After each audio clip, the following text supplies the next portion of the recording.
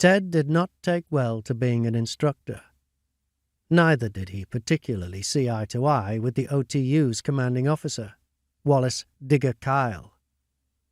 Kyle was a no-nonsense 31-year-old Australian who'd been commissioned into the RAF from Cranwell at the end of 1929, and later qualified as a flying instructor.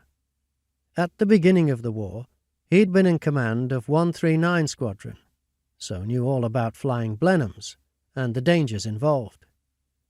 He was nobody's fool. Indeed, he had been awarded the DFC for leading a very low-level attack on the IJmuiden Iron and Steel Works in April 1941, in which he'd not only dodged flak, but also the attention of a patrol of Bf-109s. He'd arrived at 13 OTU shortly after as chief instructor, assuming command of RAF Bicester the month before Ted's arrival. Ted's run-in with Kyle occurred when he was told he was being sent from Bicester to complete a bombing instructor's course. Ted didn't want to go, and made no secret of the fact. So when the officer commanding the course asked who didn't want to be there, he told him.